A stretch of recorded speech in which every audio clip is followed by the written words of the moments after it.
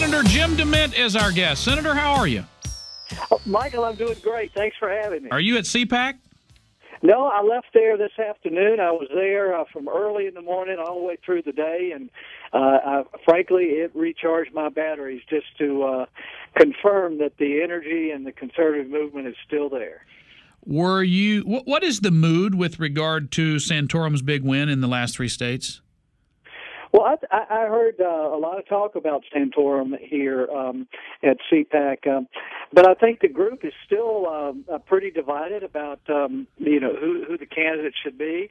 I think there's really a thin line between them as far as conservatives or Tea Party folks. You know, some really like one candidate and maybe really don't like another, but there's a pretty good mix. So I think they're all in play right now based on what happened this week. What is your thought of Rick Santorum's service as a United States Senator? Well, he's one of my good friends in the Senate, a man of unquestionable character as far as I'm concerned, tenacious, bold. He has a lot of the characteristics that we need. So, we didn't agree on everything, but it's like he's come around to my position on earmarks, and other than that, I think we're probably pretty square. Mitt Romney, Senator Jim DeMint is our guest. Mitt Romney came out, or he never does it himself. He had Tim Pawlenty come out and say that Rick Santorum was a pork barrel spender. Is that accurate? No, I don't think so. I mean, Rick wasn't as fiscally conservative as I was, and still am. And I think he was from the era that part of our job is to take on the bacon to our states. And I think and when I first got to the Senate, I thought that was right because it's been 6 years since I asked for an earmark. I'm a recovering earmarker, and I led the effort to get rid of them. And temporarily, we banned them. So I think Rick he certainly understands our situation as far as our debt, and I think he's very committed to figuring out how to balance our budget. Senator Jim DeMint, you said this morning at CPAC, compromise works well in this world when you have shared goals. When you have shared goals, you can sit down together. We don't share goals with the Democrats. So does that mean that when Boehner caves on debt ceilings, or when McCain pushes for votes on debt ceilings without requiring a balanced budget amendment, that we're headed down the wrong path? Yes, it does, and we're paying for that decision today. I mean, the debt ceiling debate was probably the last point of leverage we have before this next election, because it was not a government shutdown. It was just the government would have to prioritize spending, which is what we need to do anyway. And all we were asking for in return for giving the president more capacity to borrow is a cut in spending, a reasonable cut, and to pass a balanced budget amendment that the states had to ratify. That was not a tall order. Let the states decide. But it was called radical, and we gave in, and we're paying for that decision today. And now everyone who voted for it doesn't want the rescission on the military. But every compromise that I can remember for the 6 years I was in the House and 7 years in the Senate has meant more spending, more debt, and bigger government, because the Democrat Party believes that you need central control of every aspect of our economy and our culture, and that every time we give them any rope, they bring more power to Washington.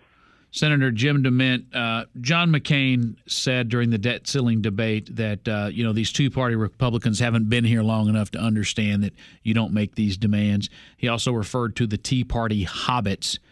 And now he's come out and said that these last three states, they don't matter because it's not representative of Republican voters. Do you think that's a good representative for Tea Party supporters out there? Do you think it looks good to have John McCain out speaking for Mitt Romney? No, but John and a number of other Republicans tried to ignore the Tea Party when they came to Washington on a million strong. And there's no one who can speak for the Tea Party. Very few people I talk to and hear in the media even understand the Tea Party. It's not one group. You can't stereotype them. It's a broad cross-section of Americans who understand what anybody with common sense could understand is we can't keep spending more than we're bringing in. But I think there are shared values amongst people that call themselves members of the Tea Party. Oh, there's no question about it. They believe in our country. They believe in limited government. They know our debt's going to bring us down. But in that group are conservatives, libertarians, independents, recovering liberals. You've got a broad cross-section, and it includes a lot of people who've never been involved in politics. And they're still there. They just put down their picket signs, and they're starting to join organizations, whether it be Freedom Works, the Heritage Action Group. I was with the top leaders of outside conservative groups last night, and they all are telling me their membership ranks are swelling, and because people want to get organized to make a difference in this election. And that's what I'm talking about, now or never everywhere, because I really believe that this may be our last chance to turn things around. I even wrote a book by that name, and I'm trying to promote it as the playbook for 2012. But I think we can turn it around. I just don't think we'll be able to do it after another 4 or 5 years of Harry Reid and Barack Obama. After Newt Gingrich won South Carolina, and just as importantly, Mitt Romney didn't, Ann Coulter made this statement about your state. Apparently, South Carolinians would rather have the emotional satisfaction of a snotty remark toward the president than to beat Obama in the fall. We saw it in the debates when Gingrich would say things that didn't really make sense. It's what you usually associate with Democrats. Not asking you to pick a candidate, but what does that say to the people of South Carolina that they're not, they don't have the good sense to pick a candidate? Well, Laura's great, but I tell you what happened in South Carolina, and people haven't figured this out yet. Maybe some are starting to. We want a conservative president. We want someone with the capacity to lead the greatest nation in the world. But frankly, we want a kick-ass president. And when we saw Newt go after the media in those debates, and we saw a lot of fight in him. That's what the people in Carolina keep telling me. When I come home, they don't say thanks for being conservative. They just say thanks for fighting. And when the thing moved to Florida, Newt seemed to quiet down, and Mitt Romney seemed to grab hold of that idea and realize that he had to come out swinging. And I think Florida went for that. But in that debate, though, we saw Rick Santorum really go after Romney and get tough. And from there until he won his primaries this week, he was the tough one. So I think people want a conservative. They want someone with the leadership skills, but they really want someone with courage and boldness. Can you rank for me based on your personal values?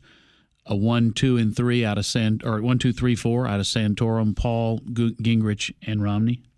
I'm really not ready to do that because I'm not sure. I'm not going to endorse a candidate because that would really pull the rug out from under what I'm trying to do with the Senate, because it doesn't matter who we elect for president if we have Harry Reid as majority. Well, let me ask you this, because there's an important race in Texas. I got 30 seconds. You have endorsed Ted Cruz. Can you tell us in 30 seconds why? He is a bright, young, constitutional conservative with the tenacity that we need. He doesn't need to be loved by people in Washington. He's the kind of person we need to come change things. And, boy, I hope Texas will send us Ted Cruz. Well, you know that I agree with you. Senator Jim DeMint, keep fighting a good fight. Will do. Thanks a lot. Not just the people of South Carolina that feel that about what you do. You have been a real leader in the United States Senate and stepping out there to get other folks, Pat Toomey, Mike Lee, Rand Paul, to get other Marco Rubio gathered up, and hopefully we'll send Ted Cruz from Texas.